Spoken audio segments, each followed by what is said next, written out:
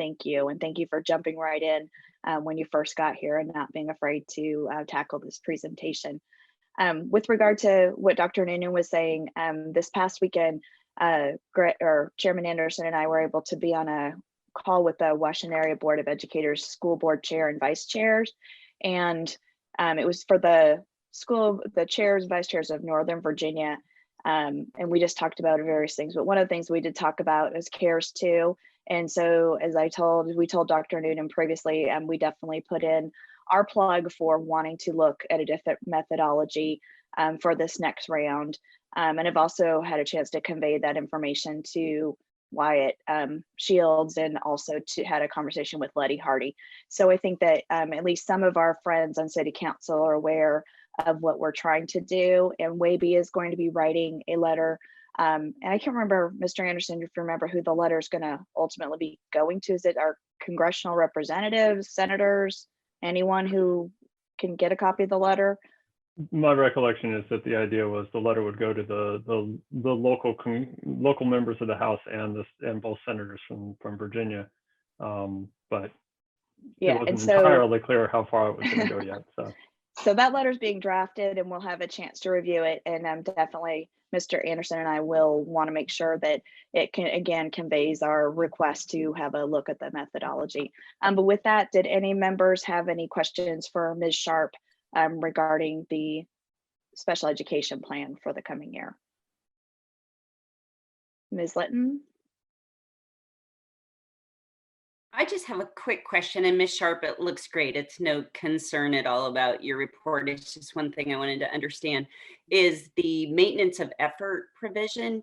So is that based on our total spending for special ed has to be maintained from the year before? So basically our total spending from special ed could never go down if we wanted to continue to get this money. Is that a correct understanding of it? Yes, that's exactly what it means. Okay, great, thanks. Okay. Any other questions for Ms. Sharp? Okay, then can I seek a motion to adopt the special education plan? Don't be shy, anyone. I move that the school board approve the 2020-2021 special education annual plan as presented. Thank you, Ms. Dimick. And can I get a second? All right, thank you, Mr. Reitinger. The motion passes, and then we will adopt the special education plan as presented. And I'm going to turn now back over to. Don't we need a vote? We need to roll do we? Do we need a roll call? Okay, Ms. Goodell. Sure. Mr. Anderson? I must abstain on this one. And Ms. Dimick? Yes. Ms. Downs? Yes. Ms. Litton? Yes. Mr. Reitinger? Yes. Ms. Russell? Yes. And Mr. Webb? Yes. If the motion passes. Thank you.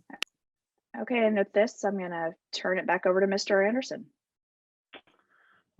Thank you, Ms. Russell, for taking that one on. I appreciate it. And we will move on now to our next business item, 7.04, approval of the extended daycare fees. And Dr. Noonan.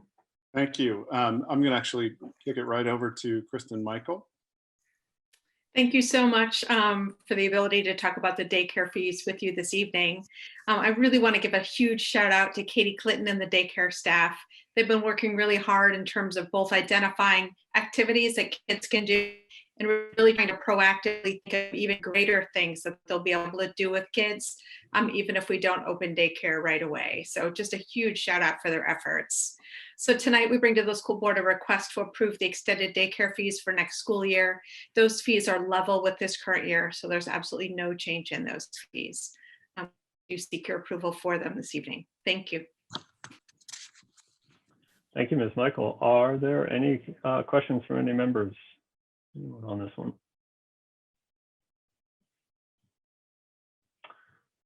Not seeing any, I would seek a motion related to this item.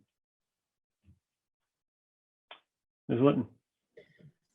I move that the Falls Church City School Board approve the extended daycare program fees for the 2020-2021 school year, which reflect no change from the current school year extended daycare program fees. Thank you, Ms. Litton. Is there a second? Second. I think we'll give that to Ms. Dimick, even though it was pretty close. Okay. Ms. Goodell? Roll call. Mr. Anderson, Yes. Ms. Dimick, Yes. Ms. Downs, Yes. Ms. Litton, Yes. Mr. Reitinger, Yes. Ms. Russell, Yes. and Mr. Webb. Yes. The motion passes. Thank you. Thanks very much. Moving on now to 7.05, approval of second reading and adoption of policies. And Dr. Noonan. Thank you. One of the really nice things about what happened at the legislature is it allows us to do a little bit more work than we were able to do prior to the last meeting. Now they've given us some flexibility, so that means we can come back to policies. So knowing the format that we are in on Zoom, Tricia has assured me that she's going to modify her presentation ever so slightly to make it a little quicker, so that and I'll let her describe what she's going to do. Thank you, Dr. Noonan. There are 5 policies for second reading tonight. They were presented the last time in March, and they were very, very straightforward. Only one of the policies, the first policy we're going to do tonight, had any changes. That policy is GBC, Staff Compensation Procedures, and reflected in red line or through red font on the version that's on board docs shows that the policy from the VSBA had said employees who work less than 12 months will receive an annual electronic of the employee handbook. Because we provide that to all employees, we just changed language to say all employees are annually provided with an electronic copy of the handbook. Any questions about that policy, GBC? I'm going to make my... A lot of head shakes. Okay, great. The remaining policies, there were virtually no changes from first reading, so I'm going to go through those with some alacrity. If anyone has concerns, please do speak up, because I certainly would like to answer questions on these. There were not any the first go round, so I don't anticipate too many this time. The first is policy DLB, salary deductions. Questions about that policy? Next is DLC, expense reimbursements. Any questions on that policy? Hearing none. Policy DL is payroll procedures. This is the only policy of the group that is not replacing a current policy, but it is no changes from last time and is consistent with our current practices. Questions on policy DL? All right, and finally, policy DGC, school activity funds. Any questions about this policy? All right. Not seeing any. All right, thank you, Ms. Minson. Sure. Mr. Reitinger. So I actually don't have a question on all of the policies. I simply wanted to note something. We, for a while, were way too involved as a school board to regularly update the policies as we should. But with Ms. Minson's presence, we've actually gone through and updated most of our policies. We've moved to a new program where we're adopting the VSBA policies that'll reduce the work. It's been an incredible slog to gradually go through all the policies. And, you know, maybe I'm being a little sentimental, but as a recovering lawyer, you know, I want to recognize the great work that all of the people in the FCCPS are doing. And this is the sort of thing that people don't recognize. So Ms. Minson, thank you very much for continuing to do all of this. Sometimes it seems like we're not paying attention, where you do a bunch of policies and nobody has comments, but it's just because the work you're doing is so superb. So thank you very much for bringing us all into the 21st century and helping us in the future have a sustainable set of policies for the Falls Church City School System. You're welcome. Thank you, Mr. Reitinger, for a very succinct way of putting it all, to say thank you on behalf of all of us, because I'm sure we all 100% behind that. And the only thing I would add is a thank you to Ms. Minson for answering straightforward those questions that we have had in some detail when necessary, and being able to dive into why is the background and the motivation there for some of the elements. And I think it's put us on a really good footing. So thank you. You're welcome. All right, well, I would seek a motion related to this item.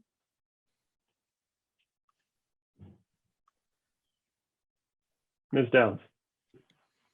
Thank you, Mr. Chair. I move that the school board approve second reading and adoption of the following policies: GBC, staff compensation procedures; DLB, salary deductions; DLC, expense reimbursements; DL, payroll procedures; and DGC, school activity funds. Thank you, Ms. Downs. Is there a second? Second. Thank you, Ms. Litton. Ms. Goodell? Yes, Mr. Anderson, Yes. Ms. Dimick, Yes. Ms. Downs, Yes. Ms. Litton, Yes. Mr. Reitinger, Yes. Russell, Yes. and Mr. Webb. Yes. Motion passes. Thank you. Thank you very much. And that concludes the business and action items for tonight. And now we're moving on to 8.01 and Dr. Noonan's report. Thank you, Chairman Anderson, and thank you all for a really great meeting again tonight. We're starting to figure this out, I think, in a very nice way, and appreciate the interactions. So happy Cinco de Mayo, by the way. And this is, as was noted earlier, Teacher Appreciation Week, and I appreciate all the kind words that the board had for our staff. And I just wanted to take a second to echo not only all the things that you said, but just to double down on the fact that we have an extraordinary teaching staff here in the City of Falls Church that has really done an extraordinary job in an extraordinary time. When we met earlier this year at Convocation, we talked about doing the right work at the right time for the right reasons. And we have done, I think, the right work at the right time and for the right reasons, and have been able to keep the learning going for the vast majority of our kids. And it's a testament to the heart of our system, which is our teachers. And I just wanted to take a second tonight at our board meeting to also say thank you to them along with you. In that same vein, we've been holding off, and we will hold off no longer. We are going to tomorrow announce our Teacher of the Year in the City of Falls Church. It seems like the perfect day to do it during the middle of Teacher Appreciation Week. Unfortunately, I'm not going to tell you who it is tonight, so you're going to have to wait and see, but you will be very impressed with who it is and be very excited about that. I think I sent this out to you, but just to make sure that the community knows, the demolition of the Fellows property across the street from Thomas Jefferson is going to start within the next several days. Not that there are any silver linings around COVID-19, but there have been some opportunities that have happened, and one of them is the Fellows property is going to be able to be torn down without any impact to Thomas Jefferson or any issues of kids being around. On that same note, the construction project that the high school continues to maintain. We are deep into, literally deep into the parking lot at Maryland Henderson. If you haven't been by in a while, it's pretty torn up, but we are getting new sidewalks, and we did a really fun video with Brailsford and Dunleavy about a week ago that we think will be coming out in the next several days, that just gives a 2-minute tour of some of the spaces that are done or are coming along, not done.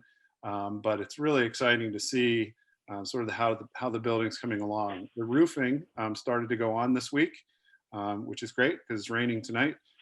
So hopefully it's capturing some of the rain. It's gonna take a little longer to get that roof on, but we're still on track for dry-in of the building in mid-June, and still on target for a substantial completion date in December. So our move is still on target, and we're really excited about that, and we remain on budget.